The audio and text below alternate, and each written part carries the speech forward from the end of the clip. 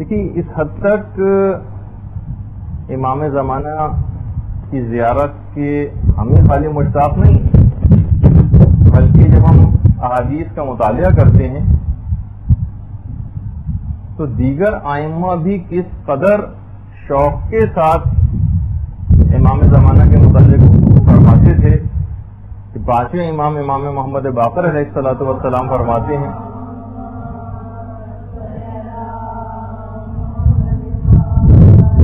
کہ اگر میں ان کے زمانے کو پالوں تو میں ان کی مدد کے لیے خود کو باقی رکھوں گا. یہ پانچویں امام کا جملہ پیغمبر اسلام نے خود اپنے خطبہ حجۃ الوداع میں مولا کی ولایت کے اعلان کے بعد ظہور قائم سے متعلق کئی باتوں کا تذکرہ کیا تھا. چھٹے امام کو اگر ہم دیکھیں تو چھٹے امام کا وہ جملہ کہ لو ادرکتہ لخدمتہ ایام حیاتی، اگر میں ان کے زمانے کو پالوں تو پوری زندگی ان کی خدمت میں گزار دوں. یہ چھٹے امام جملہ ارشاد فرماتے ہیں. اور چھٹے امام یہ بھی جملہ کہا کرتے تھے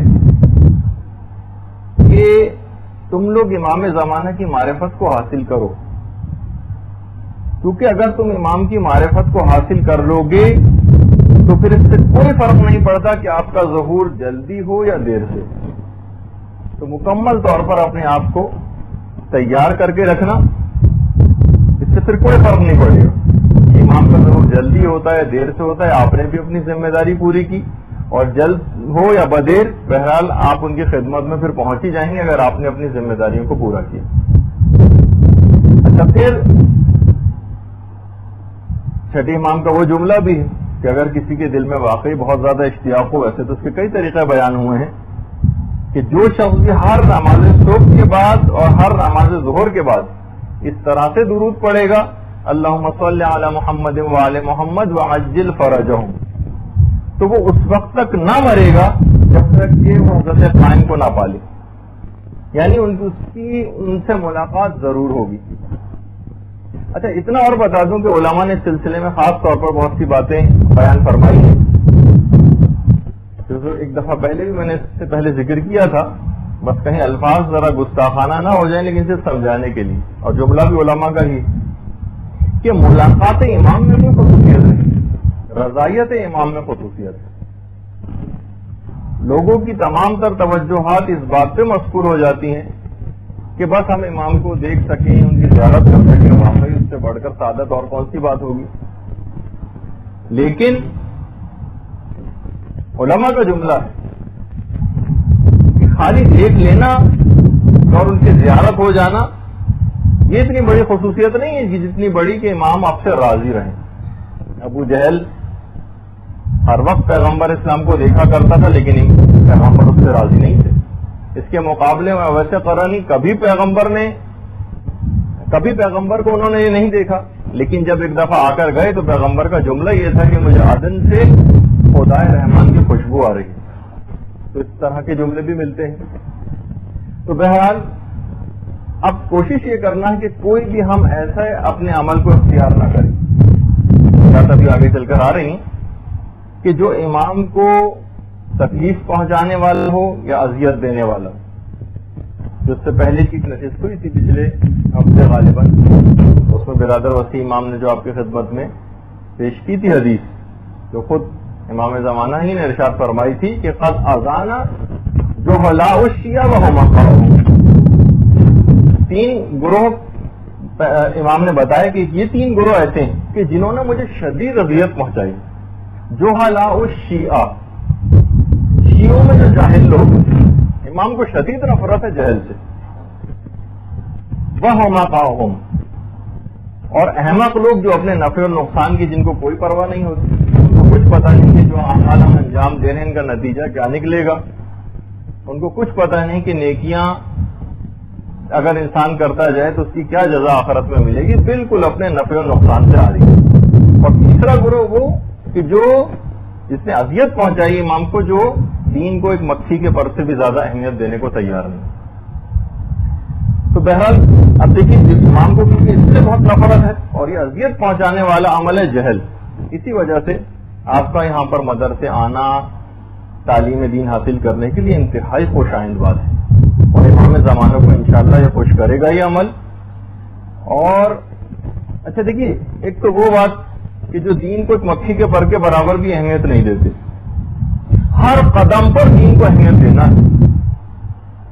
بقول مولانا ذکی باقری کے، وہیں انچولی کی ایک دفعہ مجلس میں کہہ کر گئے تھے کہ ہم نے دین کو ایک بفے سمجھ لیا، اپنی پسند کی چیزیں اس میں سے اٹھا لیتے اور بس وہ استعمال کر لیے، باقی اس کے بعد پورے کا پورا دین چھوڑ دیا.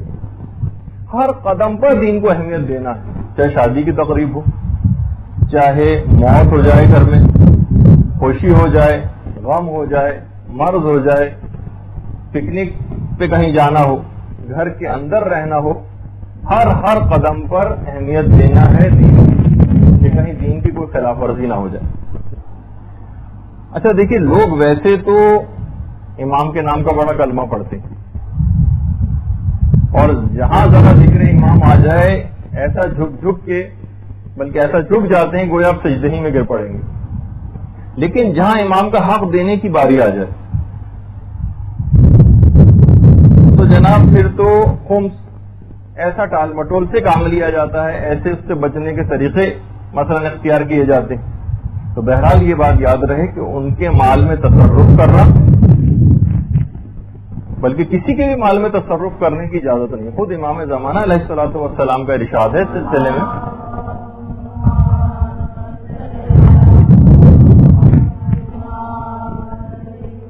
کسی شخص کے لیے بھی یہ جائز نہیں ہے کہ کسی کے بھی مال کو اس کی بلا اجازت استعمال کرے. اور جب ایسا ہے، امام فرماتے ہیں جب ایسا ہے تو پھر کسی کے لیے بات کب جائز ہے کہ وہ ہمارے مال کو ہماری اجازت کے بغیر استعمال کرے اور اس میں تصرف کرے؟ تو آخر پھر یہ کیسے جائز ہوگا کہ وہ ہمارے مال کو ہماری اجازت کے بغیر اس طرح سے استعمال کرتا رہے؟ اچھا، پھر امام فرماتے ہیں کہ جو مال بھی تم ہمارے پاس لاتے ہو، ہم اس کو اس وجہ سے قبول کرتے ہیں تاکہ تم پاک و پاکیزہ اور طاہر ہو جاؤ. اب جس کی مرضی ہو ہمارے پاس آئے، جس کی مرضی ہو ہمارے پاس نہ آئے. امام فرماتے ہیں کہ جس کا دل چاہتا ہو وہ ہمارے پاس اپنے اموال کو لائے، جس کا دل چاہتا ہو ہمارے پاس اموال کو نہ لائے، کیونکہ پروردگار عالم نے جو کچھ ہم کو عطا کیا ہے وہ اس سے بہتر ہے جو تم کو عطا کیا. یہ جملے ہیں امام کے، اور انداز ایسا لگ رہا ہے امام کا کہ ذرا غضب کی حالت میں. اور یہ جملے بھی امام زمانہ ہی کے ارشاد کرتا ہے، جو بہار الانوار میں علامہ مجلسی نے لکھے ہیں کہ فَإِنَّ يُحِيطُ عِلْمُنَا بِأَنبَائِكُمْ. امام فرماتے ہیں کہ ہم تمہارے حالات سے بخوبی واقف ہیں، اور تمہاری خبریں ہم سے بالکل بھی مخفی نہیں ہیں. ہماری ایک ایک بات کا امام زمانہ کو علم ہے. اور یہ بات بھی یاد رہے صرف اس وجہ سے، ایک دفعہ میں نے عرض کیا تھا مدرسے میں، امام زمانہ ہی کے متعلق ملتا ہے روایات کے اندر کہ اپنے کارکنوں کے سلسلے میں بہت زیادہ سخت ہوں گے، یعنی امام کوئی کوتاہی برداشت نہیں کریں گے کام کے سلسلے میں. اچھا، اور مال کے سلسلے میں بڑے سخی ہوں گے، مساکین پر اس قدر مہربان ہوں گے کہ روایت میں جملہ ہے کہ گویا ان کو مکھن کھلا رہے ہیں. یہ جملہ ہے، یعنی محاورتاً نہیں بلکہ جملہ ہے کہ گویا ان کو مکھن کھلا رہے ہیں. اچھا، اب دیکھیے، ویسے جیسے جیسے زمانہ آگے بڑھتا چلا جا رہا ہے ویسے ویسے لوگ امام زمانہ کے متعلق بہرحال ان کی معلومات میں بھی اضافہ ہو رہا ہے، زیادہ اویئر ہوتے جا رہے ہیں، حتیٰ کہ وہ ادارے جو کہ فسق و فجور نشر کرنے والے ادارے ہیں اور دنیا جہان کی خبروں کو دینے والے ادارے ہیں، اس تک کے اوپر کتنے مذاکرے نشر کیے جا رہے ہیں. باقاعدہ ٹی وی سے، فاکس ٹی وی پہ بھی کچھ عرصے پہلے باقاعدہ ایک ٹاک شو آ رہا تھا جس کے اندر پوری آڈینس موجود تھی، اور وہ اس بات پر ڈسکس کر رہے تھے کہ ہڈن امام کا نظریہ آخر ہے کیا، ہڈن امام ہے کون. کہ ایرانی بھی اس کو بہت زیادہ اس نظریے کو اہمیت دیتے ہیں، حزب اللہ والے بھی دیتے ہیں، اور جہاں جہاں مسلمان موجود ہیں وہاں اس عقیدے کو بڑی اہمیت دی جاتی ہے کہ وہ آنے والا آئے گا اور اس کے بعد معاشرے کے اندر ایک تبدیلی کو پیدا کرے گا. تو بہرحال اب جتنی کتابیں آج کل کے دور میں امام زمانہ پہ لکھی جا رہی ہیں اتنی اس سے پہلے نہیں لکھی گئی. جتنے ادارے اب امام زمانہ کے نام سے قائم ہیں اتنے اس سے پہلے کبھی بھی قائم نہیں تھے. خود کراچی کے اندر کتنے دینی مدرسے تھے امام زمانہ کے نام اور القاب سے قائم، بلکہ اس مدرسے کا نام ہمیں کچھ اور تھا، شروع میں چینج کرنا پڑ گیا کیونکہ اس نام کا ایک اور مدرسہ موجود تھا. تو اس لحاظ سے جتنی دعائیں ندبہ جتنی اب پڑھی جاتی ہے شاید اس سے پہلے اتنی نہ پڑھی جاتی ہے. دعائے سلامتی امام زمانہ اللہم کل ولیک الحجت والی دعا بچے کو آج زبانی یاد ہے. آج سے 30 سال پہلے آپ کو نظر بھی نہیں آئے گا معاشرے کے اندر کہ لوگوں کو یہ دعا اس طرح سے زبانی یاد ہے. خود اس دعائے سلامتی امام زمانہ یہ موضوع آج ہم تو نہیں زیر بحث لا رہے، لیکن خود اس کے اتنے زیادہ فائدے ہیں اس دعا کو پڑھنے کے. اس دعا کو پڑھنے کے اتنے زیادہ فائدے ہیں کہ باقاعدہ علماء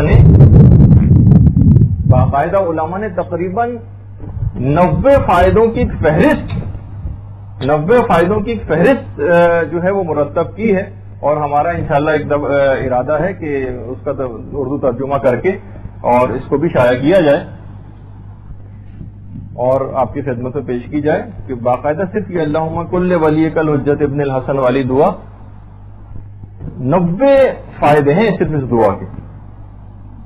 تو اچھا، اس لحاظ سے مختلف جریدے اور اخبارات وہ سب بھی اس متعلق اب شائع ہونے لگے ہیں. ان تمام باتوں سے لگتا یہ کہ خورشید امامت کا طلوع نزدیک تر ہے. اچھا، اب جس شخص کو بھی اب گمراہی سے بچنا ہو، کیونکہ یہ دور ایسا ہے کہ بہرحال اس میں گمراہ کرنے والے عناصر بھی بہت زیادہ برسر پیکار ہو گئے ہیں اور خود امام زمانہ کا نام بھی استعمال کیا جاتا ہے. تو دیکھیے، غیبت صغریٰ میں لوگ جب گمراہی سے جو بچنا چاہتے تھے وہ نوابین اربعہ جو امام کے نائبین ہوتے تھے ان سے منسلک رہا کرتے تھے. تو یعنی دوسرے الفاظ میں علماء نے لکھا کہ پہلے تنظیم وکلائے امام تھی جس سے منسلک رہا جاتا تھا. اب غیبت کبریٰ کے اس دور میں اس تنظیم وکلائے امام کی جگہ تنظیم فقہائے اسلام نے لے لی، اور اب کسی کو بھی اگر کوئی وہ حاصل کرنا ہے رہنمائی تو اس کو چاہیے کہ بہرحال فقہا، علماء اور مراجع سے وہ رجوع کرے اور وہاں سے رہنمائی لے اور اس سے کمتر پہ قناعت نہ کرے، کیونکہ بہت سارے افکار اس انداز سے معاشرے کے اندر آ جاتے ہیں جو گمراہی کا سبب بنتے ہیں. تو آپ کہیں سے بھی افکار امام کے متعلق بھی اس طرح سے ملے تو مراجع سے اس کی تصدیق کروا لیا کریں. تھوڑی سی اب ہم ان علامتوں کا تذکرہ کریں گے. ویسے تو بے شمار علامتیں اور اتنی علامتیں کہ غالباً شاید 10,000 سے زائد ان کی تعداد ہو جائے اگر سب کو کیلکولیٹ کیا جائے امام کی آمد سے پہلے. لیکن ہم چند ایک علامتوں کا اس لحاظ سے تذکرہ کریں گے جو آج کل کے موجودہ حالات میں نظر آ رہی ہیں، جس کا امکان ہے کہ شاید یہ ان علامات میں سے ہو. ایک تو یہی شدید بارشیں. چھٹے امام کی جو حدیث ہے جس میں امام نے فرمایا کہ ظہور سے پہلے شدید بارشیں ہوں گی، اور اتنی شدید بارشیں ہوں گی کہ فصلیں تک خراب ہو جائیں گی. اور یہ بارشیں شروع ہوں گی روایت میں ہے جمادی الثانی کے آخر سے، اور ان کا سلسلہ تقریباً 10 رجب تک رہے گا. روایات میں تقریباً 14 بارشوں کا اس طرح سے تذکرہ آیا ہے، تو انشاءاللہ کبھی اس موقع پر ہم کوشش کریں گے کہ اس کو بیان کریں. کچھ علماء نے کہا کہ بہرحال کہ یہ ظہور سے پہلے کا واقعہ ہے، اور یعنی یہ جو شدید بارشوں کا. کچھ علماء کا یہ کہ روایت سے یہ پتہ چلتا ہے کہ یہ رجب سے پہلے اتنی شدید بارشیں ہوں گی، جس کی ہم تفصیل رجب کے سلسلے میں بیان کریں گے کہ باقاعدہ قبروں پر جو بارشیں پڑیں گی تو اس بارش کے پانی سے قبروں کے اندر جسم نمو پائیں گے اور پھر لوگ قبروں سے مٹی جھاڑتے ہوئے باہر نکلیں گے. وہ پھر اب اس کی ایک الگ تفصیل ہے. اچھا، مولا کائنات علی ابن ابی طالب علیہ الصلوۃ والسلام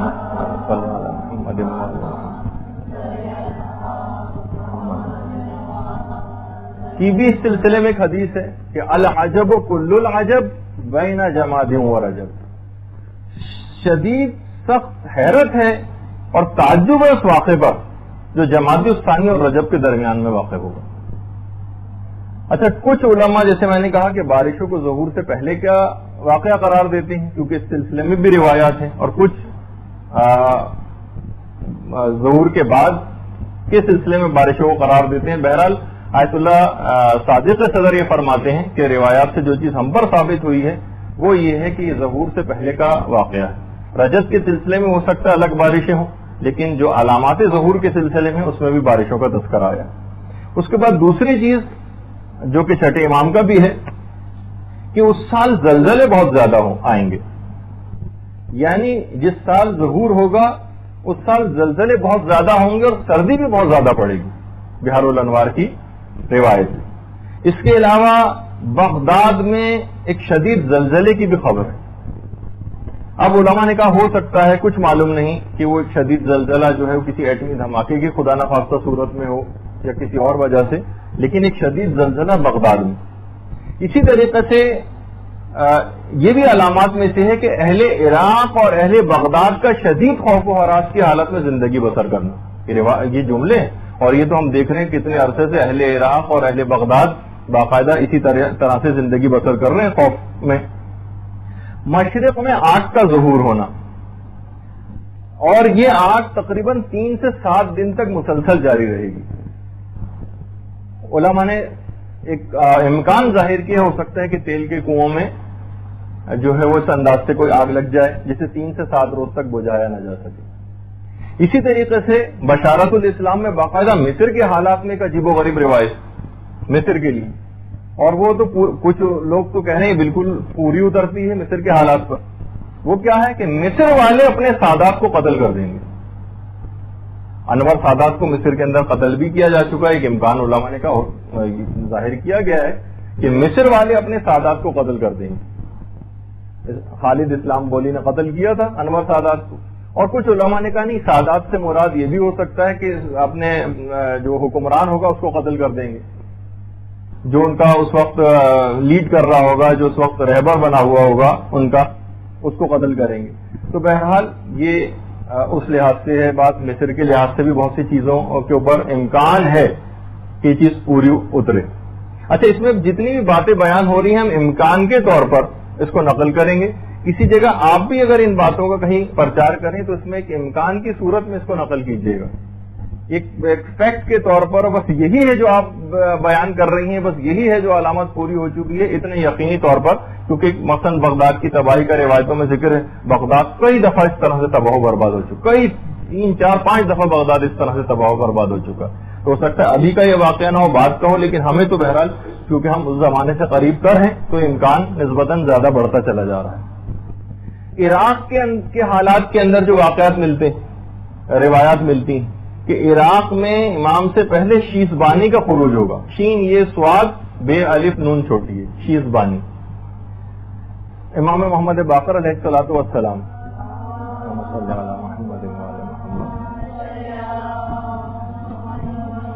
امام سے جب سفیانی کے سلسلے میں لوگوں نے ذکر کیا تو مولا نے کہا کہ ارے تمہارے لیے سفیانی کہاں، اس سے پہلے تو شیزبانی. اچھا، شیزبان ایک شیطان کا نام بھی ہے، اور لغتوں میں شیزبان جو چیونٹی کا نر ہوتا ہے اس کو بھی شیزبان کہا جاتا ہے. شین یہ سواد بے الف نون، اور نون چھوٹی، شیزبانی ہے جو اس کا نام ہے روایتوں میں. آئمہ اس لقب کو، شیزبانی کو، ظالموں اور جابروں کے لیے استعمال کرتے تھے. اچھا، یہ جو شیزبانی عراق کے اندر آئے گا، روایت میں ہے یہ ہے کہ عراق کے عوام کا بہت ہی زیادہ قتل عام کرے گا. اور جن علماء نے کتابیں لکھی ہیں وہ عراق کا شیزبان انہوں نے صدام حسین کو قرار دیا. اسی طریقے سے ایک اوف اسلمی، این واف. اچھا، بہت سے نام ہو سکتا ہے کہ بالکل ایز اٹ از نہ ہو، یہ اس کے طور پر ہوں، لیکن وہ جو منطبق ہو رہی ہے وہ مختلف لوگوں کے اوپر منطبق ہو رہی ہیں چیزیں کے امکان ہے. اوف اسلمی، این واف اور اسلمی. چوتھے امام نے اس کا بھی خروج بتایا ہے امام سے پہلے عراق کے اندر، اور یہ بھی بتایا کہ اس کا ٹھکانہ تقرید ہوگا. تقرید خاص جہاں جو اس کا آبائی گاؤں یا علاقہ ہے صدام حسین کا، وہ بھی تقرید تھی. بہار الانوار کی 52ویں جلد میں، اور شیخ طوسی نے اپنی کتاب غیبت کے اندر اس حدیث کو نقل کیا ہے. اچھا، اسی طریقے سے کوفے میں سید کا 70 صالحین کے ساتھ قتل، یہ بھی علامات میں سے بیان کیا گیا ہے.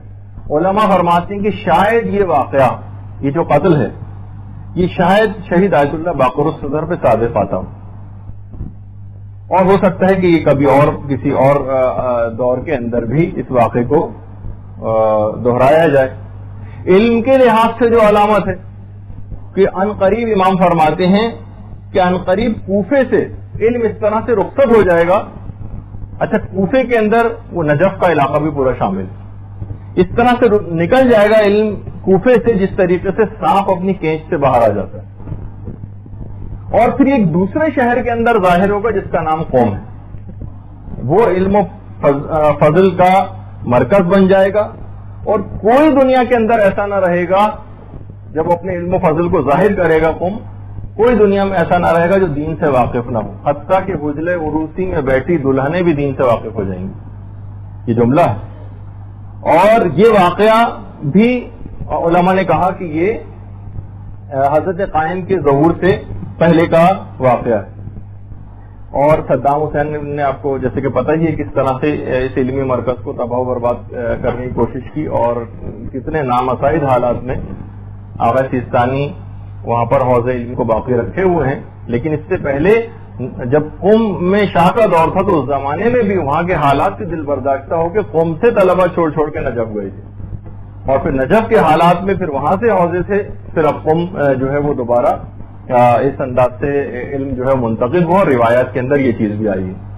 اچھا، اسی طریقے سے حکومت حجاز جو اب سعودی عرب کی جو موجودہ حکومت ہے، ابو بصیر روایت نقل کرتے ہیں چھٹے امام سے، کہتے ہیں جو شخص بھی مجھے حجاز میں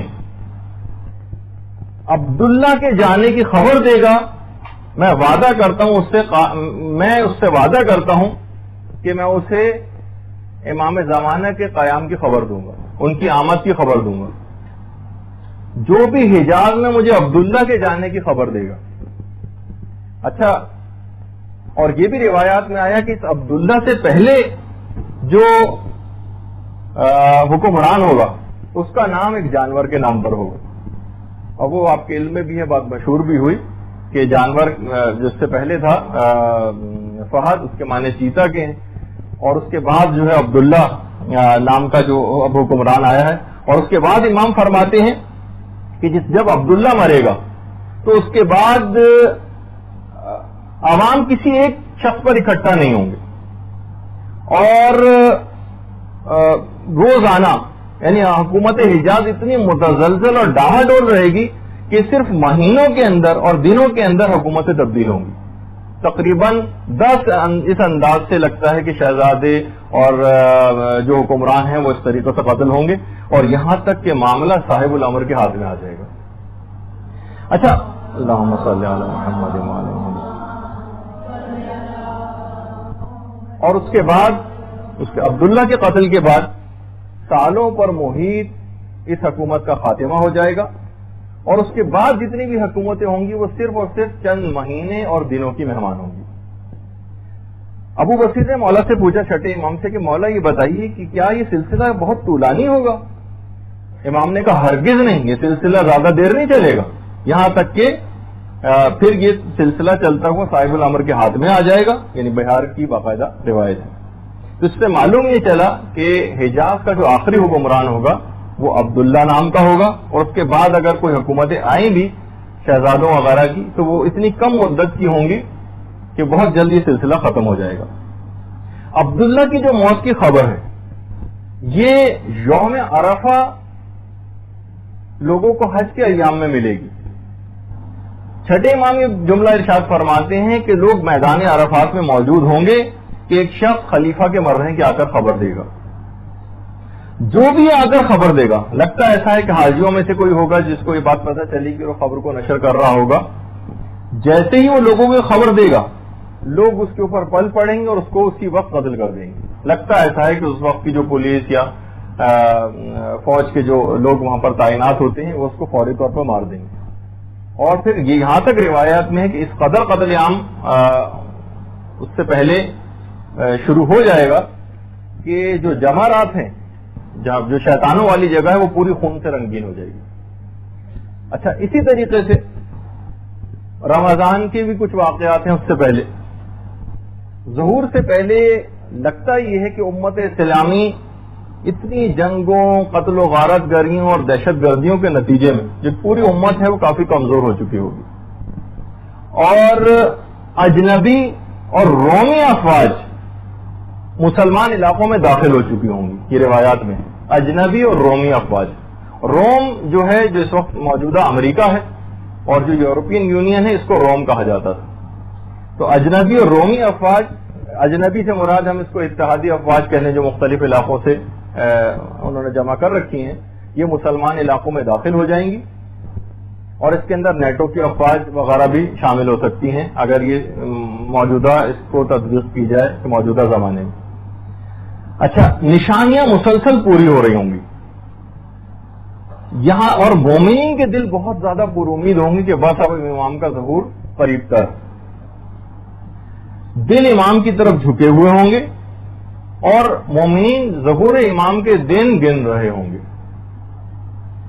اچھا، اس وقت ایک علامت اور نمودار ہوگی، بے وقت چاند گرہن اور سورج گرہن۔ ایک تو خیر چاند کی جزوی گرہن کی آج ہی خبر آئی ہے جو کہ شاید 7 ستمبر کو ہوگا، لیکن جو روایات میں جو چیز بیان ہوئی کہ بے وقت چاند گرہن اور سورج گرہن ہوگا، رمضان کی 13 یا 14 تاریخ کو سورج گرہن ہوگا، رمضان کی 13 یا 14 کو، اور 26 یا 27 رمضان کو چاند گرہن ہوگا، اور فلکیات کے تمام اصول بالکل درم برہم ہو کے رہ جائیں گے، کیونکہ اس کے برخلاف ہوتا ہے عام طور پر۔ ایک ہی مہینے کے اندر اتنا قریب قریب چاند گرہن اور سورج گرہن ہوں گے، اور رمضان کی 13 یا 14 کو سورج گرہن ہوگا، اور 26 یا 27 رمضان کو چاند گرہن ہوگا۔ فلکیات کے تمام حسابات بیکار ہو جائیں گے۔ اور 5ویں امام نے یہ بات بھی ارشاد فرمائی کہ حضرت آدم کے دنیا سے زمین پہ آ جانے کے بعد سے لے کر یہ 2 نشانیاں آج تک کبھی اس سے پہلے پوری نہیں ہوئی ان تاریخوں کے اندر، چاند گرہن اور سورج گرہن۔ اچھا، جو امام کے جو ظہور کا جو سال ہوگا، ایک تو یہ طاق سال ہوگا، جفت نہیں ہوگا، طاق ہوگا۔ اچھا، دن جو ہوگا یا تو جمعہ ہوگا یا ہفتہ ہوگا، ہفتے کے دن کے موضوع پہ ابھی ہم تھوڑی سی ایک بات اور کرتے ہیں، اور 10 محرم روز عاشور کے روز امام کا ظہور ہوگا۔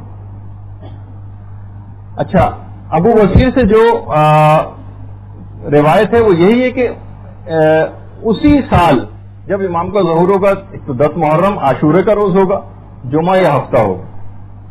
اچھا، جمعے کے دن جو زیارت حضرت حجت اس کا بھی یہ جملہ ہے کہ یہ روز جو روز جمعہ ہے، امام اس میں آپ کا ظہور متوقع ہے۔ اس سے بھی اندازہ ہوا کہ اصل جو ہوگا وہ دن روز جمعہ ہی ہوگا۔ آیت اللہ خراسانی نے اپنی کتاب مہدی منتظر میں فرماتے ہیں کہ کیلنڈروں کا اور تاریخ کا جائزہ لینے کے بعد جو چیز ہم پر بالکل ثابت ہو گئی ہے وہ یہ ہے کہ 61 ہجری کا جو عاشورہ تھا وہ روز جمعہ کو واقع ہوا تھا، جس میں واقع کربلا ہوا تھا 61 ہجری میں، وہ روز جمعہ کو ہوا تھا۔ اور تقویم کے اعتبار سے اگر ہم دیکھیں تو 23 رمضان کو اگر جمعہ ہو تو اگلے سال کا عاشورہ بھی جمعے کو پڑے گا، یہ بالکل ثابت شدہ بات ہے۔ تو اس لحاظ سے جس حدیث کے اندر ہفتے کے دن کا ذکر آیا ہے، آیت اللہ خراسانی فرماتے ہیں وہ اتنی قابل اعتنا نہیں ہے اور یہ واقعیت کے خلاف رکھتی ہے، اگرچہ ہفتے کی اس روایت کو بھی چھٹے امام سے نقل کیا گیا ہے، لیکن آیت اللہ خراسانی فرماتے ہیں کیونکہ واقعیت کے بالکل خلاف لگ رہی ہے حدیث، ہو سکتا ہے کہ راوی کو اشتباہ ہوا ہو اور اس نے جمعے کے بجائے ہفتہ نقل کر دیا، ہو سکتا ہے۔ تو بہرحال جو مسلم الثبوت ہے وہ ہے کہ روز جمعہ ہوگا، طاق سال ہوگا، عاشور کا دن ہوگا، اور محرم الحرام کا مہینہ ہوگا جس میں امام ظہور کریں گے۔ اچھا، ایک اور روایت بھی ہے چھٹے امام سے، میں صرف بات بیان کر کے اور ذرا تیز رفتاری سے آگے بڑھوں گا کہ جمعے کا دن ہوگا، عاشورہ ہوگا، اور ایک چھٹے امام کی ایک اور روایت بھی ہے کہ اس دن روزے نوروز کا دن بھی ہوگا، وہ یعنی 21 مارچ ہوگی۔ یہ چھٹے امام سے روایات ہیں اس سلسلے میں، لیکن آیت اللہ خراسانی فرماتے ہیں کہ یہ روایات کافی اعتبارات سے، اپنی سند اور متن کے اعتبار سے کافی ناقابل اعتبار ہے۔ تو بہرحال نوروز کی بات کو تو تقریباً رد کر دیا گیا. تو جو بالکل ثابت شدہ ہے وہ وہی تاریخیں جو میں نے اس سے پہلے ابھی ذکر کی. اچھا اس کے بعد ندائے آسمانی جس کا ہم نے پچھلی دفعہ ذکر کیا تھا. چھٹے امام یہ فرماتے ہیں کہ اصل میں جو ندائے آسمانی جو آسمانی آواز آئے گی یہ دو اوقات میں آئے گی. ایک تو ابتدائے رات میں آئے گی اور دوسری آواز آخر رات میں آئے گی. حشام بن سالم اس نے مولا سے پوچھا کہ مولا یہ آخر ہوگا کیسے؟ تو امام نے فرمایا کہ ایک آواز آسمان سے آئے گی پہلی اور دوسری آواز ابلیس کی آواز ہوگی. راوی نے کہا کہ مولا ہم اس کو جدا کیسے کریں گے، اس میں کیسے پہچانیں گے کون سی آواز صحیح؟ امام نے فرمایا وہ اس آواز کو پہچان جائے گا کہ جس نے پہلے اس کا ذکر سنا ہوگا. بہار الانوار کی 52ویں جلد کے اندر یہ والی حدیث کہ پہچانیں گے کیسے؟ دیکھیے اب آپ کو اس وقت پتہ چل رہا ہے نا، جو پہلی والی آواز ہوگی وہی برحق آواز ہوگی، اگرچہ کچھ اس کی نشانیاں اور بھی ہیں کہ ہم کیسے پہچانیں گے جو بھی آگے چل کر آ رہی ہیں. اچھا جو ابن مسعود کی جو پیغمبر اسلام سے جو روایت ہے، جو میں نے اس سے پہلے بھی پچھلی گفتگو میں عرض کی تھی کہ 15 رمضان کی شب جمعہ کو ایک زوردار آواز آئے گی کہ جو ہر سوتے ہوئے شخص کو اٹھا دے گی. کھڑا ہوا شخص بیٹھ جائے گا، عورتیں جو پردے دار عورتیں وہ گھروں سے باہر نکل آئیں گی اس آواز سے گھبرا کر. زلزلوں کے اس سال جمعے کی شب کو پیغمبر فرماتے ہیں کہ جب تم نماز صبح پڑھ لو تو اپنے گھروں کے اندر داخل ہو جاؤ، اپنے دروازوں کو بند کر لو، اپنی کھڑکیوں اور سوراخوں کو بھی بند کر لو، خود کو چھپا لو، اپنے کانوں کو بند کر لو اور احساس کرو جب تم اس آواز کا کہ وہ آواز آ گئی ہے تو فوراً سجدے میں گر پڑو اور اس وقت وہ ذکر کرنا شروع کرو سبحان القدوس سبحان القدوس. ایک روایت میں یہ ہے، دوسرے میں سبحان القدوس ربنا القدوس کا تذکرہ ہے پیغمبر اسلام سے. پیغمبر فرماتے ہیں جو بھی یہ ورد کرے گا اس آواز کے وقت وہ نجات پا جائے گا اور جو اس ورد کو نہیں کرے گا وہ ہلاک ہو جائے گا. مخصوصہ ابن حماد میں پوری تفصیل ہے اس روایت کی کہ جو پیغمبر اسلام نے ارشاد فرمائی. شیعہ علماء کے نزدیک یہ جو آسمانی آوازیں ہیں ان کی تعداد تقریباً 8 ہیں اور سنی جو مدارک ہیں ان کے اندر بھی تقریباً کم و بیش 8 آوازوں کا ہی تذکرہ ہے، جس میں سے جو رمضان کی جو آوازیں ہیں وہ تو بالکل حتمی ہیں. لیکن علماء نے کہا کہ کیونکہ مختلف اوقات بیان ہوئے ہیں روایات کے اندر ان آوازوں کے تو شاید یہ اشتباہ ہو گیا ہو کہ ان آوازوں کی تعداد 8 ہے، کیونکہ ایک آواز کے لیے روایت میں ہے کہ وہ رجب میں آئے گی، دوسری کہ رمضان میں آئے گی، تیسری ہے کہ محرم کے مہینے میں آئے گی. اس طرح سے مل ملا کے تقریباً 8 بن جاتی ہیں. اور جو سفیانی کا خروج ہوگا یہ آسمانی آوازوں اور آسمانی نداؤں کے بعد ہوگا، یہ بات یاد رکھیے گا. اچھا محرم میں ان آسمانی آوازوں کے بعد ظہور امام میں فقط 6 مہینے باقی رہ جائیں گے، صرف 6 مہینے، اور اس کے بعد پھر امام کا ظہور ہوگا. اور یہ جو آسمانی آوازیں ہیں ان کا تو براہ راست تذکرہ امام کی ان توقیات میں بھی ہے کہ جو امام نے اپنے ہاتھ سے اور دستخط کے ساتھ اپنے نائب جو نوابین اربعہ میں سے ایک نائب کے نام جو انہوں نے توقیع بھیجی تھی امام نے، اس کے اندر بھی امام نے ان نداؤں کا تذکرہ کیا تھا اور کہا تھا کہ آگاہ ہو جاؤ کہ جو بھی خروج سفیانی اور آسمانی نداؤں سے پہلے مجھ سے ملاقات کا دعویٰ کرے گا وہ جھوٹا اور افترا پرداز ہوگا. جس میں امام نے خاص طور پر سفیانی کے خروج سے پہلے اور آسمانی نداؤں سے پہلے کوئی شخص بھی اگر دعویٰ کرے تو وہ جھوٹا ہوگا. اس کے بعد سے لے کر اور امام کے ظہور میں 6 ماہ کا عرصہ باقی رہ جائے گا. باقاعدہ اس 6 ماہ کے عرصے پر پوری کتابیں لکھی گئی ہیں کہ اس آخری 6 مہینے میں کیا کیا ہوگا. علماء نے بڑا سلسلے میں کام کیا ہے اور یہ والی جو روایت میں نے امام کی پیش کی جس میں وہ توقیع بھی ہے یہ بہار الانوار کی 51ویں جلد کے اندر یہ روایت ہے. اچھا یہ آواز آخر پھر لوگ پوچھتے ہیں کہ آخر اس آواز کی نیچر کیا ہوگی، یہ کس زبان میں ہوگی؟ تو اس میں علماء نے کئی احتمالات نقل کی. ایک احتمال تو یہ کہ جو آسمانی آواز آئے گی یہ ایک احتمال یہ ہے کہ عربی ہی میں ہوگی اور صرف چند سیکنڈ کے اندر ہی پورے کرۂ ارض کے اندر پھیل جائے گی. عربی جاننے والے تو اس کو سمجھ لیں گے لیکن جتنے بھی میڈیا اور ٹی وی والے ہوں گے وہ اس کو اپنی اپنی زبانوں میں نشر کریں گے. جس طریقے سے آج وزیر اعظم بھی کوئی تقریر کرتا ہے تو ہمیں اپنی زبان کے اندر پتہ چل جاتا ہے کہ اس نے کیا کہا ہے. اس طرح سے پوری دنیا کے اندر یعنی جو عربی جاننے والے نہیں ہیں ان کو دوسروں کے ذریعے اپنی زبان میں پتہ چل جائے گا کہ اس کا پیغام کیا ہے. اور ایک تو یہ ہے. اور دوسرا احتمال علماء نے یہ کہا کہ ہو سکتا ہے کہ بطور اعجاز معجزے کے طور پر سب کو اپنی اپنی زبان کے اندر وہ چیز پتہ چل جائے کہ اس آواز کے اندر کیا پیغام ہے. پانچویں امام یہ جملہ ارشاد فرماتے ہیں کہ جب بھی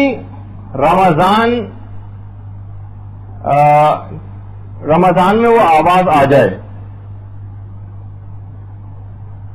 تو یہ بات یاد رکھ لو کہ خبردار کبھی بھی اس کے اندر ہرگز شک نہ کرنا, ہرگز اس آواز میں شک نہ کرنا جو رمضان میں واقع ہوگی, کیونکہ وہ جبریل کی آواز ہوگی اور اس میں خاص علامت ہوگی جس سے آپ پہچان سکیں گی کہ یہ آواز بالکل برحق آواز ہے. امام نے فرمایا کیونکہ اس کے اندر حضرت قائم کا نام اور ان کے والد کا نام اس آواز کے اندر ضرور ہوگا. ہر شخص اس آواز کو سن لے گا. حتیٰ کہ روایات میں ہے کہ پردے میں بیٹھنے والی عورتیں اپنے شوہروں اور بھائیوں کو مجبور کریں گی, اپنے والد اور بھائیوں کو مجبور کریں گی کہ وہ اس آواز پر لبیک کہیں اور جائیں, مجبور کریں گی کیونکہ انہوں نے اس متعلق سن رکھا ہوگا کہ جو یہ پہلی آواز اس کے بعد جو بھی فوراً نکل جائے گا, قدم آگے بڑھا دے گا, وہ پہنچ جائے گا اور اس سعادت کو حاصل کرے گا. اور جو لوگ رہ جائیں گے وہ کچھ عرصے بعد, کیونکہ باقاعدہ روایت کے اندر جو روٹ بتایا گیا ہے امام کا, کبھی وہ آگے چل کے شاید اس کا تذکر آئے گا کہ اس میں یہ ہے کہ پاکستان کے بھی کچھ علاقوں سے امام گزریں گے, اس میں ایک ملتان کے علاقے کا بھی تذکرہ, وہاں سے گزریں گے اور ساحلی علاقوں سے ہوتے ہوئے عراق کی طرف جائیں گے. تو کراچی کیونکہ بالکل ساحلی, تو ایک احتمال ہے کہ شاید امام اس جگہ سے بھی گزرے, تو وہ بعد میں وہ مومنین ان امام کے ساتھ اس موقع پر ملحق ہو سکیں گے. خیر اس کی تفصیل انشاءاللہ اپنے موقع پر آئے گی. اچھا, اب زرارہ جو چھٹے امام کے راوی ہیں نقل کرتے ہیں چھٹے امام سے کہ مولا آخر ہم حق و باطل کی جو مختلف آوازیں آئیں گی اس میں ہم تمیز کیسے کریں گے. امام نے اس میں ایک اور طریقہ بھی بتایا, کہا کہ جو بھی ہمارے احکامات پر عمل کرنے کا عادی ہوگا اس کو خود بخود یہ پتہ چل جائے گا کون سی آواز حق ہے. یعنی وہ شک و شبے کا شکار نہیں ہوگا, وہ تو پہلے سے امام کے احکامات پہ عمل کرنے کا عادی ہی ہے, اور جو بالکل دین کو کوئی اہمیت ہی دینے کو تیار نہیں ہوتا اور امام کے حکم پر عمومی زندگی میں عمل نہیں کرتا, اس وقت بھی وہ شک و شبے کا شکار ہو جائے گا. اور کچھ عجب نہیں کہ وہ دوسری آواز کی طرف نہ لبیک کہہ دے اپنے ایمان کی کمزوری کی وجہ سے. تو بہرحال اچھا, پھر امام نے یہ بھی کہا کیونکہ ہمارے ان شیعوں کو قبل از وقت روایات کے ذریعے ان دونوں آوازوں کا پہلے سے علم ہوگا, اس وجہ سے وہ پہچان جائیں گے. اور احادیث میں باقاعدہ ان آسمانی آواز کو سننے کے بعد کچھ اعمال کا بھی تذکرہ آیا ہے کہ جب وہ آسمانی آواز سن لیں تو پھر آپ خدا کا شکر ادا کریں اور باقاعدہ شکر کے نوافل ادا کریں, 2 رکعت یا 4 رکعت نماز پڑھیں کہ وہ, کیونکہ اس کے بعد امام کا ظہور بہت قریب ہوگا, فقط 6 مہینے کا عرصہ درگزر رہ جائے گا. اچھا, جبریل کی اس ندا کے بعد اس کے کچھ پہلے تو ندا ہوگی اور اس کے بعد پھر وہ دھماکے کی آواز ہے اور ان کی احتیاطوں کا تذکرہ ہوا. لیکن اس سے پہلے ہم یہاں پر روک کر کہ اس ظہور امام میں حکومت اسلامی ایران کا کیا کردار ہوگا, خود پورے ایران کا کردار کیا ہے اس میں. اچھا, اب اتنا بتا دوں کہ علماء نے ذکر کیا ہے کہ تقریباً ایران کا 9 عناوین کے ساتھ روایات میں ذکر آیا ہے ظہور امام سے متعلق. 9 عناوین یعنی 9 عنوان ایسے ہیں کہ جس میں ایران, کبھی اہل خراسان کہا گیا روایات میں, کبھی ایران کے لیے قوم سلمان فارسی کا تذکر آیا, کبھی اہل شرق کہا گیا ایرانیوں کو, کبھی سیاہ جھنڈے والے قرار دیا, سیاہ جھنڈے والے جو خراسان سے آئیں گے, جس کو آج کل ڈاکٹر اسرار احمد کہتے ہیں کہ اس سے مراد افغانستان کے لوگ ہیں. خیر, اچھا, اس کے بعد اہل قوم کا تذکرہ الگ سے روایات کے اندر آیا ہے, اہل طالقان کا تذکرہ روایات کے اندر آیا ہے, اور عاجم یعنی اجمیوں کا تذکرہ ہے. تقریباً 9 عنوانات ہیں ایسے جس میں ایران کا تذکرہ روایات کے اندر ہوا ہے. اور حافظ ابو نعیم جو کہ اہل سنت کے بہت مشہور علماء میں سے ہیں، باقاعدہ انہوں نے ابن عباس سے ایک روایت بھی نقل کی ہے کہ پیغمبر اسلام کے سامنے جب اہل فارس کا تذکرہ ہوا، یعنی ایران کا تذکرہ ہوا، تو پیغمبر نے فرمایا ہے کہ یہ اہل فارس ہم اہل بیت کی ہی ایک جماعت ہے. یہ جملہ ہے، حافظ ابو نعیم نے بھی اس کو نقل کیا ہے کہ اہل فارس ہم اہل بیت کی جماعت ہے. اور باقاعدہ سنن ترمذی اس کی تو 5ویں جلد کے اندر ابو ہریرہ سے روایت کہ پیغمبر کے سامنے جب اہل عجم کا تذکرہ ہوا، اہل عجم کے موالیوں کا، یعنی جو محبت کرنے والے ہیں لیکن عجمی ہیں.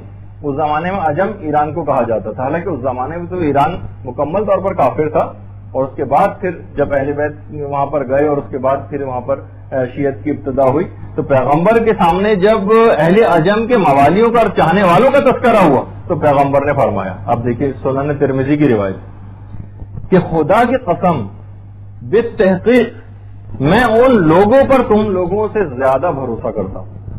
یہ پیغمبر کے جملے ہیں اہل فارس کے لیے.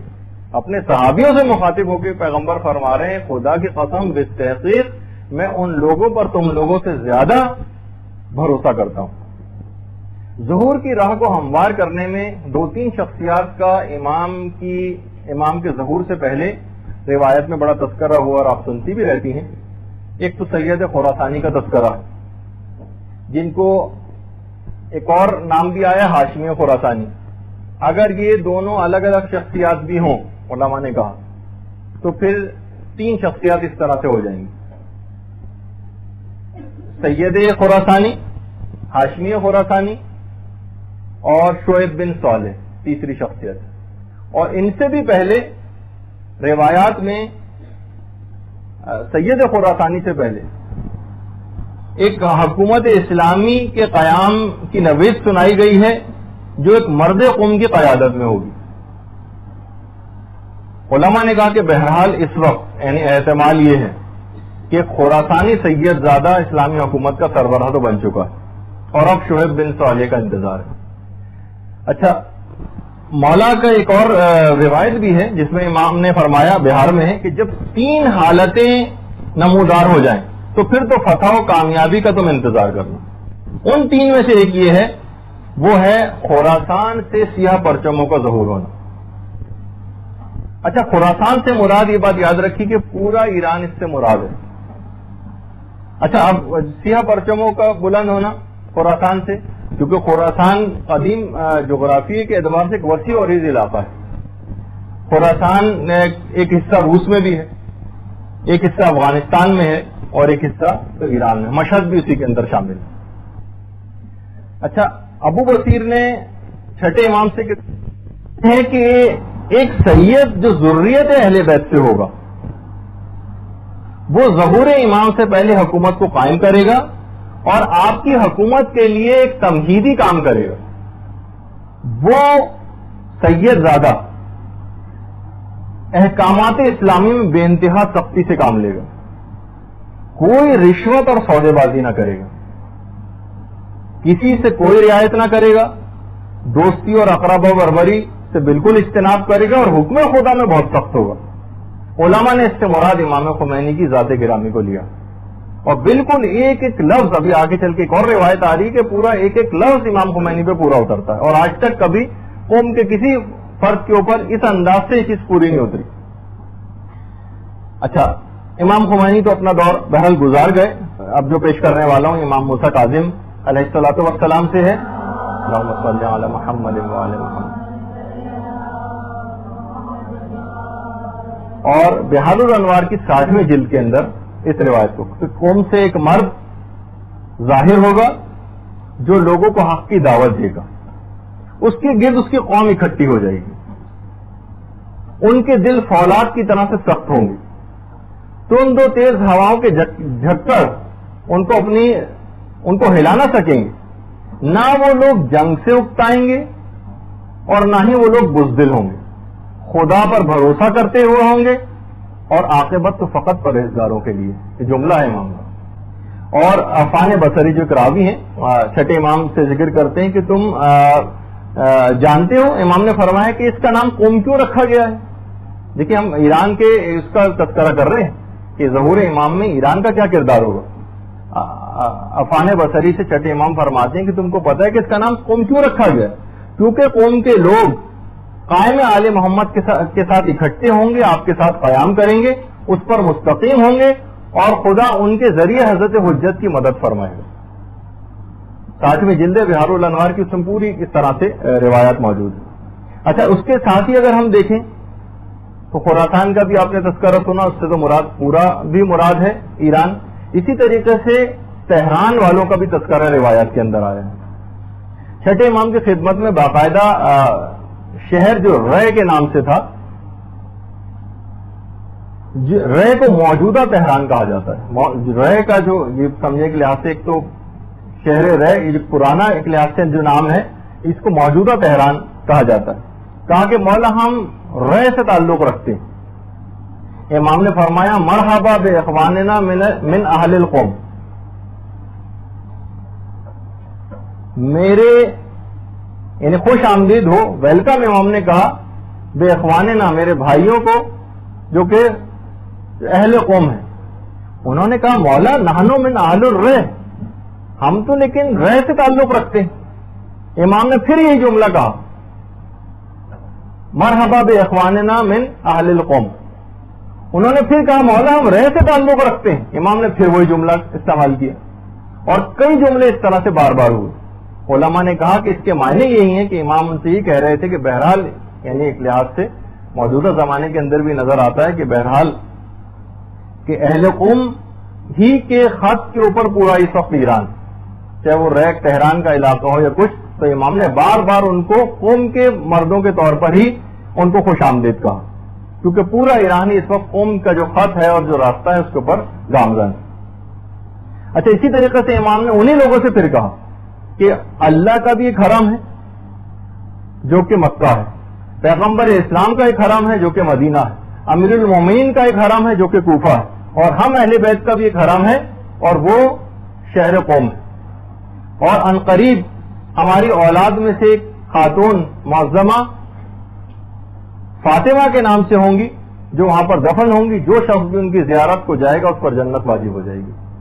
درود بھیج دیجیے محمد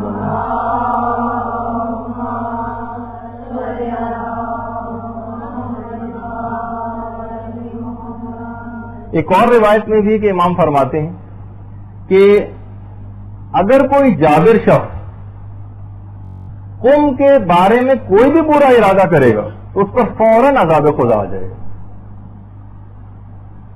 اور امام نے یہ بھی فرمایا کہ عنقریب قوم والے تمام مخلوقات عالم پر حجت بن جائیں گے، اور اگر یہ نہ ہوتے قوم والے تو اہل زمین اپنے اہل کے ساتھ دھنس جاتی. دیکھیے قوم کے لوگوں کی کتنی فضیلت، اور فرشتے مصائب کو قوم اور اہل قوم سے دفع کرتی. اور اگر کوئی بھی ظالم و جابر شخص قوم والوں کے لیے کسی برے ارادے کا خیال دل میں لاتا ہے تو قاسم الجبار ان کو تباہ و برباد کر دیتا ہے، اور پروردگار ظالموں کے دماغوں سے قوم کا ذکر اس طرح سے بھلا دے گا جس طرح وہ ذکر خدا کو فراموش کر چکے. تو بہرحال اچھا اس سے پہلے جیسے کہ ابھی میں نے اس سے پہلے تذکرہ کیا تھا اہل خراسان کا، تو اس میں سیاہ پرچموں کی بھی آمد تھی، اور فرمایا امام نے کہ یہ جب سیاہ پرچم لے کے اہل خراسان نکلیں گے تو ان کو کوئی شے واپس نہیں پلٹائے گی یہاں تک کہ ان پرچموں کو اہلیہ قدس پہ نصب کر دیا جائے گا. ابھی میں آگے چل کر انشاءاللہ اس کا تذکرہ کروں گا کہ ایران روایات سے یہ پتہ چلتا ہے کہ داخلی طور پر اتنا مضبوط ہوگا کہ یہ باہر نکل کر جنگ کرے گا، کیونکہ ایران کے لیے جنگ کا جو میدان ہے وہ مختلف ممالک بتائے گئے. اچھا اب امام احمد ابن حنبل نے بھی یہ جو قوم کے سلسلے میں جو روایات تھیں جو بھی میں نے پیش کی ان کو اپنی مسند کے اندر، اور جو ابن کثیر ہے انہوں نے نہایا میں اس کو باقاعدہ مستند روایات میں سے قرار دیا خراسان وغیرہ کے متعلق جو بھی باتیں ہیں. اچھا یہ پھر روایات میں ہے کہ یہ جھنڈے جب نکلیں گے خراسان سے اور یہ خود ضرور پہنچ کر رہیں گے چاہے راستے میں کتنی ہی رکاوٹیں کیوں نہ آئیں، یہ ضرور بے ضرور وہاں پہنچیں گے۔ اچھا، سیاہ پرچموں والوں کے متعلق یہ بھی بات آئی کہ ان کی ٹوپیاں بھی سیاہ ہوں گی۔ روایات میں ہے کہ خراسانی سید اپنی رہبریت کے دور میں اپنی افواج کا جو کمانڈر ان چیف ہے شعیب بن صالح کو یا صالح بن شعیب کو مقرر کرے گا، جس کا تعلق تہران سے ہوگا، یعنی شہر رے سے، اور اس کے بعد اسی شعیب بن صالح یا صالح بن شعیب کو امام اپنی افواج کا بھی کمانڈر مقرر کریں گے۔ اچھا، اسی طرح سے میں نے کہا کہ ہم ایران کا تھوڑا سا تذکرہ کر رہے ہیں کہ بہت زیادہ یہ بہت مرکزی حیثیت ہے ایران کی ظہور امام میں۔ کنز العمال جو اہل سنت کی بڑی معتبر کتاب ہے، اس کی 7ویں جلد میں، اور علامہ جلال الدین سیوطی نے بھی اس روایت کو لکھا ہے جو امیر المومنین علی ابن ابی طالب علیہ الصلوۃ والسلام سے،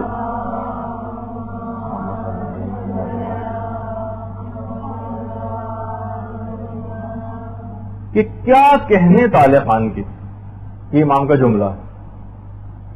اچھا، اسی طریقے سے ینابیع المودہ جو کہ مفتی اعظم قسطنطنیہ کی شیخ سلیمان کی لکھی ہوئی کتاب ہے، اب تو اردو ترجمہ بھی اس کا ہو گیا اور ہر بک اسٹال پہ دستیاب بھی ہوتی ہے۔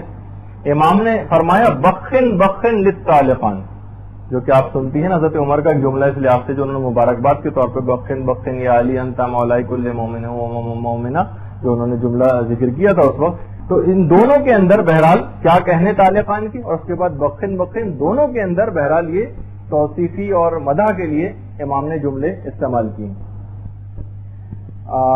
پھر امام نے یہ بھی جملہ، ان میں ایسے لوگ ہیں، ان سے ایسے لوگ مراد ہیں کہ جو خدا کو اس کے حق معرفت کے ساتھ پہچانتے ہوں، اور وہ آخری زمانے میں طالقان کے لوگ امام مہدی کے انصار میں سے قرار پائیں گے۔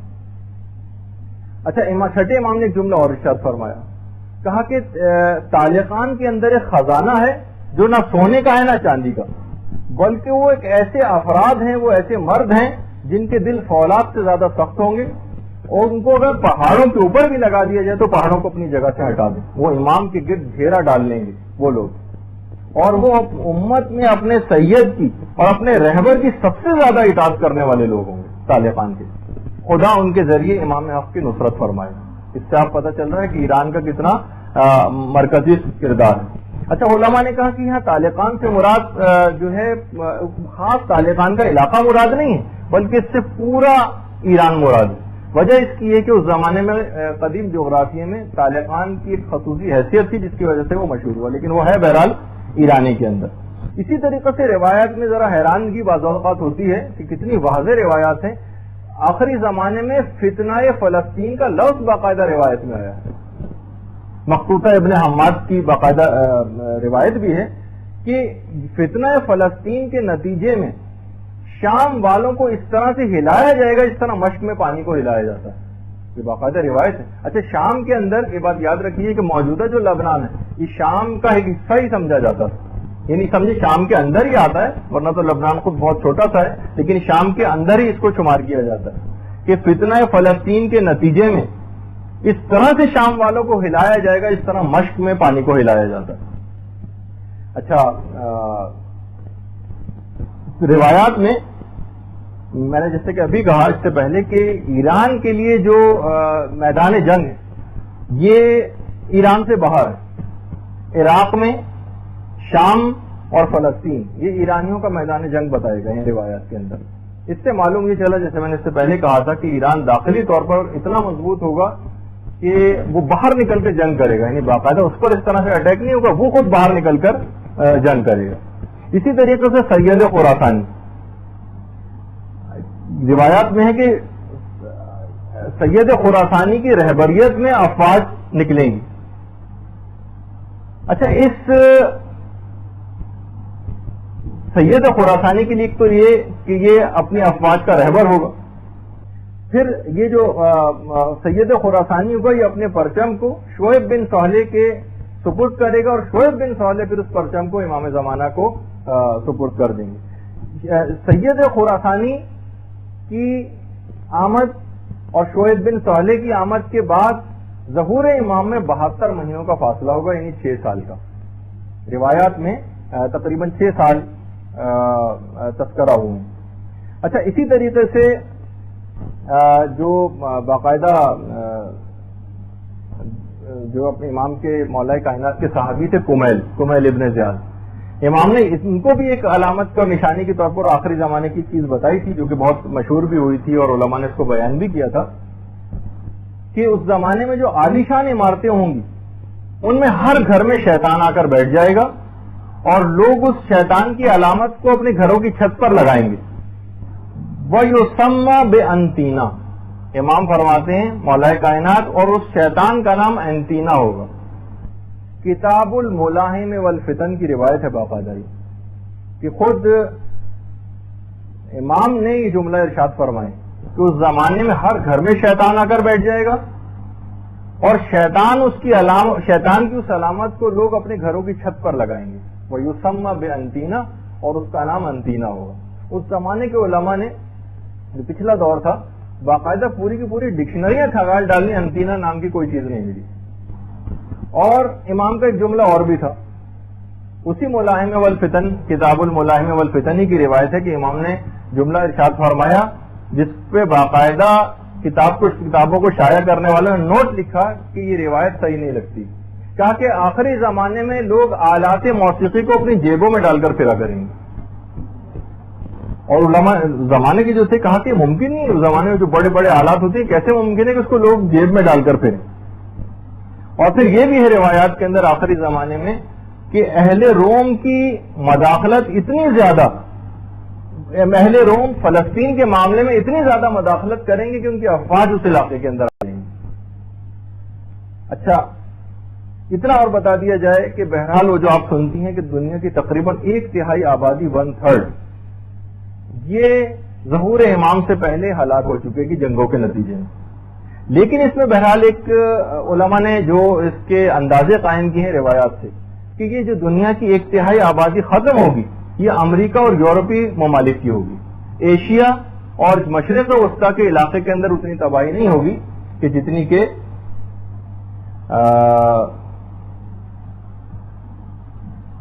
ان علاقوں کے اندر ہوگی. امام حکومت اسلامی کو قائم کریں گے.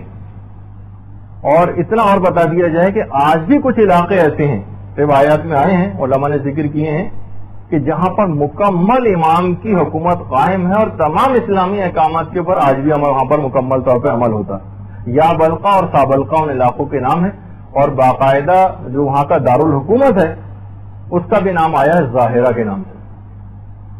ظاہرہ مکمل اسلامی نظام وہاں پر قائم ہے. حتیٰ کہ جیسے کہ میں نے پچھلی دفعہ کہا تھا کہ جو روایت اتنی زیادہ ثابت شدہ تو نہیں ہے اماموں کی اولادوں کا جس میں تذکرہ آیا ہے, لیکن بہرحال اماموں کی اولادوں کی حکومتیں بھی کچھ علاقوں کے اوپر ہیں, روایتوں میں ہیں.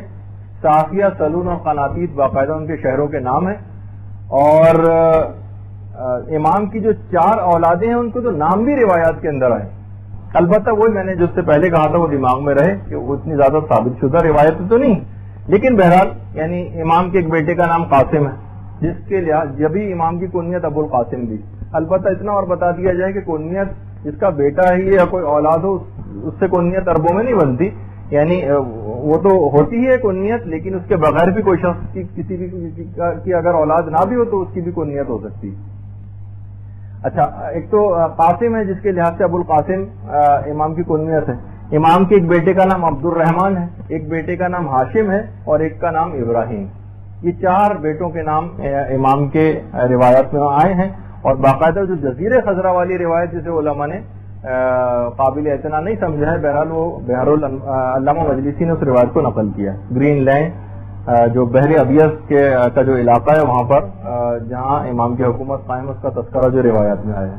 اور باقاعدہ علماء نے یہ بھی کہا کہ امام کی 5 پشتوں تک کی اولادوں سے مختلف علماء اور مجتہدین ملاقاتیں بھی کر چکے.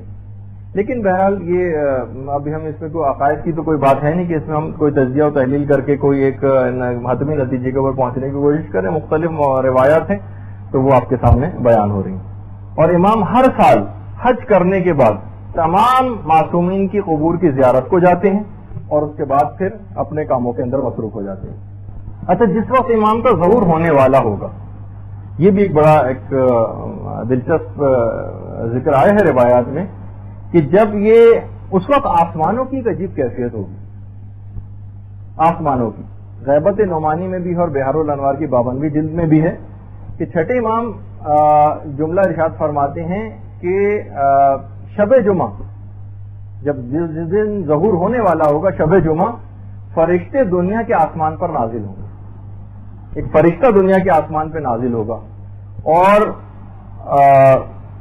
طلوع فجر کے وقت نور کے بنے ہوئے ممبر لگائے جائیں گے جس پر پیغمبر اسلام، امیر المومنین اور امام حسن اور امام حسین آ کر بیٹھے ہیں۔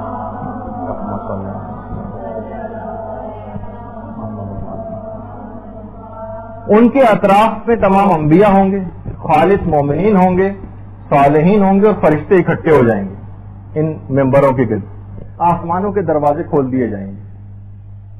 باقاعدہ جس وقت زوال کا وقت ہوگا تو پیغمبر اسلام اپنے پروردگار سے مناجات کرنا شروع کریں گے، اے رب تیرے وعدے کے پورا ہونے کا وقت آ گیا، اے رب آپ کے وعدے کا کیا بنا جو آپ نے اپنی کتاب میں کیا ہے، اور پھر پیغمبر اسلام سورہ نور کی 55ویں آیت تلاوت کریں گے، اور یہی بات اس کے بعد فرشتے اور انبیاء بھی پروردگار سے کریں گے۔ اس کے بعد روایت میں ہے کہ پیغمبر اسلام مولائے کائنات امام حسن اور امام حسین سجدے میں گر جائیں گے اور فرمائیں گے اے رب اپنا غضب نازل فرما، تیرے حریم کی بہت ہتک ہو چکی ہے، تیرا احترام پامال کیا جا چکا ہے اور تیرے چنے ہوئے بندوں کو قتل کیا جا چکا ہے، تیرے صالح بندوں کو ذلیل و رسوا کیا جا رہا ہے، اور اس کے بعد ان کی اس مناجات کے بعد پروردگار جو چاہے گا وہ کرے گا اور وہی دن وقت معلوم ہے۔ یہ روایات کے اندر جملے آئے ہیں۔ اچھا، ان نداؤں کے بعد یہ جو آسمانی آوازیں آئیں گی اس کے بعد لگتا یہ کہ حکومت حجاز بہت کمزور ہو چکی ہوگی، جتنے بھی مسلمان ہوں گے وہ مکے میں امام کے منتظر ہوں گے اور بڑی طاقتوں کی جو ایجنسیاں ہیں یہ امام زمانہ کو ڈھونڈ رہے ہوں گے۔ اچھا، علماء نے لکھا کہ آسمانی آوازیں ان کو اس کام پر آمادہ کریں گی، ابھی سے مذاکرے ٹی وی کے اوپر آنے لگے ہیں باقاعدہ ان لوگوں کے، آسمانی آوازیں ان کو اس بات پر آمادہ کریں گی کہ وہ امام کو ڈھونڈیں۔ اچھا، امام کے جو انصار ہوں گے وہ مکے میں سرگرم عمل ہوں گے، اور حتیٰ کہ حکومت حجاز کی افواج کے اندر جو مومنین ہوں گے اور جو نیک اور صالح لوگ ہوں گے وہ بھی امام کا انتظار کر رہے ہوں گے۔ محرم سے پہلے جو حج کا مہینہ آئے گا اس میں سارا گراؤنڈ ورک مکمل کر لیا جائے گا، اور اس کے بعد جب 30 ذی الحجہ ہوگی تو امام اپنے خاص آدمی کو ابتدائی طور پر اپنا ایک پیغام دے کے مکے بھجوائیں گے کہ تم جاؤ اور اس پیغام کو حاجیوں کو پڑھ کر سناؤ۔ وہ پیغام کو بھی پڑھنا ہی شروع کریں گے امام کے وہ خاص شخص کے خفیہ ایجنسیوں کے جو لوگ اور جو وہاں پر موجود لوگ ہوں گے وہ ان کے اوپر ٹوٹ پڑیں گے اور اس نوجوان کو وہیں خانہ کعبہ کے صحن میں بے دردی کے ساتھ شہید کر دیا جائے گا، اور انہی کا نام ہے نفس زکیہ۔ ان کو وہاں پر اس سے یہ لگتا ہے، اور ان کی خیر ان کو رکن اور مقام کے درمیان اس انداز سے شہید کیا جائے گا، اور ان کی شہادت دردناک جو شہادت ہوگی اس کا اثر زمین و آسمان میں بہت پڑے گا۔ اس سے یہ لگتا ہے علماء نے کہا کہ حکومت حجاز اس کے بعد اتنی کمزور ہو چکی ہوگی کہ وہ اتنی وحشت زدہ ہوگی کہ وہ ذرا سا موقع ہی نہیں لینے دے گی، مثلا وہ گرفتار بھی کر سکتی تھی اس شخص کو، لیکن وہ موکلاہٹ کے اندر کہ جو بھی امام زمانہ سے متعلق کوئی بات کر اسے فوراً قتل کر دو، تو اس وجہ سے اس موکلاہٹ کے اندر قتل کر دیا جائے گا۔ باقاعدہ اس نفس زکیہ، اس پاک و پاکیزہ نفس رکھنے والے نوجوان کا نام بھی روایات میں آیا ہے محمد ابن حسن۔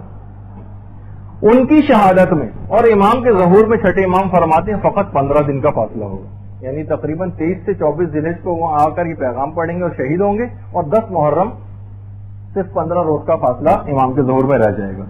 روایت میں جملہ یہ کہ ان کی شہادت کے بعد پھر اتنے زیادہ لوگ آمادہ ہو جائیں گے کہ باقاعدہ امام کو مکے اس طریقے سے لایا جائے گا جس طریقے سے شب زفاف دلہن کو لے کر لایا جاتا ہے، یعنی اس طرح سے امام کو خاص پروٹوکول کے ساتھ لایا جائے گا۔ روایات میں یہ بھی ہے، پانچویں امام فرماتے ہیں کہ نفس زکیہ کو مکے میں قتل کیا جائے گا، نفس زکیہ کا ایک اور بھائی ہوگا جسے مدینے میں قتل کیا جائے گا، اور اس کی ہمشیرہ کو بھی انتہائی مظلومانہ انداز میں شہید کیا جائے گا۔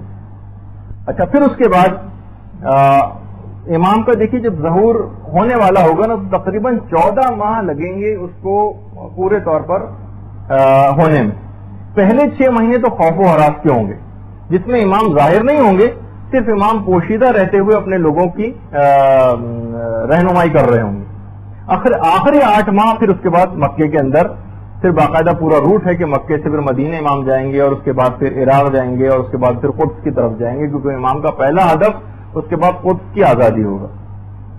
امام کے دور میں روایات میں ملتا ہے کہ امام خاص طور پر عالم اسلام کی وحدت کے سلسلے میں بہت کام کریں گے، بلکہ رومیوں کے ساتھ، یہ جو سمجھیں جس کو ہم موجودہ امریکہ یا یورپین یونین کہا جاتا ہے، امام باقاعدہ ان کے ساتھ ایک پیس ٹریٹی کو بھی سائن کریں گے. یعنی باقاعدہ ایک دم سے ان کے حملہ نہیں ہوگا، بلکہ ایک معاہدے صلح کی قرارداد کے اوپر دستخط کریں گے، جسے کچھ عرصے کے بعد یہ لوگ خود رومی جو ہوں گے یہ خود اس معاہدے کو توڑ دیں گے اور اس کے بعد پھر جنگ وغیرہ شروع ہوگی اور حضرت عیسیٰ کی آمد کا بھی ایک سلسلہ شروع ہوگا جو ہم انشاءاللہ اگلی اس میں ذکر کریں گے. آیت اللہ خراسانی انہوں نے باقاعدہ کہا کہ جس وقت امام کا ظہور ہونے والا ہوگا تو کوہ ذی طویٰ جو ہے مکے کا ایک پہاڑ ہے، جو ہم نے حج کلاسز کے اندر یہاں کی طالبات کو دکھایا بھی تھا، امام اپنے 313 اصحاب کے ساتھ مکے کے اس پہاڑ سے مکے کی طرف تشریف لے کر آئیں گے. اب جیسے ہی امام مسجد الحرام پہنچیں گے، امام اپنے صحابی کو حکم دیں گے. امام کا ایک صحابی گفتگو کرنا شروع کرے گا لوگوں سے، اے لوگوں، جس ہستی کی جو ہستی تم کو مطلوب تھی وہی ہستی یہاں پر موجود ہے، جن کی تلاش میں تم سرگردہ تھے یہ وہی ہستی ہیں جو تمہارے سامنے ہے، اور تمہیں یہ اسی چیز کی دعوت دیں گے جو پیغمبر اسلام نے تم کو دعوت دی. جیسے وہ یہ جملہ کہے گا وہ شخص، لوگ فوراً امام کی طرف بڑھیں گے. لگتا وہی ہے کہ وہی خفیہ ایجنسیاں اور حکومت کے لوگ وہ امام کی طرف بڑھیں گے کہ امام کو نفس زکیہ کی طرح سے شہید کر دیں اسی وقت فوراً. لیکن امام کے انصار اور اصحاب اس وقت ایک دفاعی لائن بنا دیں گے اور ان کو بالکل ان کو قابو پا لیں گے ان لوگوں کے اوپر، اور وہ کچھ نہ کر سکیں گے امام کے خلاف. اس کے بعد پھر امام کا خطبہ شروع ہوگا جو آپ نے پچھلی گفتگو میں سنا تھا. پھر اس کے بعد امام کا خطبہ ختم ہوگا اور اس کے بعد امام بہت غمگین آواز میں خانہ کعبہ کے صحن میں سورہ نمل کی 62ویں آیت پڑھیں گے، امن یجیب المضطر اذا دعاہ ویکشف السوء. کون ہے وہ ذات کہ جب کوئی پریشان حال اس کو پکارتا ہے تو اس کی پریشانی کو دور کرتا ہے، وہ اس کی سنتا ہے. اور پھر اس کے بعد پورا واقعہ ہے اس کا کہ بیعت کی جائے گی. بیعت کے بعد جب امام بیعت لے لیں گے لوگوں سے، اس کے بعد رکن اور مقام کے درمیان امام 4 رکعت نماز پڑھیں گے. دیکھیے سارے واقعات ہیں پورے، 4 رکعت نماز پڑھیں گے. مکے میں اس وقت ایک عجیب و غریب کیفیت ہو جائے گی. مکے میں ہر ایک شخص ایک دوسرے سے سوال کر رہا ہوگا، آخر یہ کون شخص ہے جس نے ظہور کیا ہے، یہ اتنی بڑی خلقت اس کے ساتھ کون ہے. لوگ ایک دوسرے سے اس انداز کی باتیں کر رہے ہوں گے اور کہہ رہے ہوں گے کہ یہ علامتیں تو ہم نے اس سے پہلے کبھی نہیں دیکھی جو ہمیں علامتیں اس وقت نظر آ رہی ہیں. باقاعدہ کتاب بشارت الاسلام میں بھی ہے، یوم الخلاص میں بھی ہے، الزام الناصب میں مکے کی پوری کیفیات کا تذکرہ ہے جو اس وقت ہو رہی ہوں گی. اچھا، امام کا ظہور یہ جس وقت ہو رہا ہوگا اتنا سلامتی کے ساتھ ہوگا، اتنی سلامتی کے ساتھ ہوگا کہ اس وقت کوئی خون نہیں بہے گا. لگتا یہ ہے کہ ایک تو غیبی مدد بھی امام کے ساتھ ہوگی، امام کا ایک رعب دشمنوں کے دلوں کے اوپر ہو جائے گا کہ وہ کچھ نہیں کر سکیں گے، اور ایک عوامی حمایت بھی امام کو بہت زیادہ اس وقت تک حاصل ہو چکی ہوگی. اور پلان جو ہے وہ اتنا زیادہ مضبوط ہوگا کہ دشمنوں کو اوپر سے ہدایات لینے کا بھی وقت نہیں مل سکے گا اور امام کے ہاتھ میں پوری چیز آ جائے گی. اور اس طرح سے کوئی خون خرابہ نہیں ہوگا اور حریم کعبہ جو ہے وہ بھی پائمال نہیں ہو سکے گی. امام اس طرح کا انتظام کریں گے. اچھا، اس وقت بڑی خبر رساں ایجنسیاں جو ہوں گی یہ ان کی پوری کوشش یہ ہوگی کہ امام کی اس خبر کو کسی طریقے سے چھپائیں، اور وہ یہ لوگوں کو تاثر دینے کی کوشش کریں گے کہ بھائی اس سے پہلے بھی اس طرح کے بہت سارے واقعات ہو چکے ہیں اور لوگوں نے اس طرح کے دعوے کیے ہیں، لیکن ہم نے ان کے اوپر پہلے بھی قابو پایا اور اس دفعہ بھی ہم ان پر قابو پا لیں گے. اسی دوران سفیانی کو حکم ملے گا کہ تم جتنے جلد ہو سکے مدینے سے مکے پہنچو اور اس موومنٹ کو یہاں پر ختم کرو جو مکے میں اس امام نے شروع کر دی. اب خراسانی وہ سفیانی جو ہے وہ مدینے سے جب مکے آ رہا ہوگا تو پھر اس کے بعد وہ وادی بیدا کا واقعہ ہوگا جو ہم اگلی گفتگو میں اس کو نقل کریں گے. آج ہم اس گفتگو کو یہیں پر ابھی روکتے ہیں تھوڑے سے، کیونکہ اب اس کے بعد جو گفتگو آنے والی تھی وہ اتنا تفصیلی ہوتا کہ اس کو مجھے بیچ میں روکنا میرے لیے اتنا مناسب نہیں تھا. تو اس کو ہم فی الحال یہیں پر روکتے ہیں. اللجن اللجن اللجن اللجن یا مولا اللجن اللجن اللجن اللجن اللجن اللجن اللجن یا صاحب السماء اللجن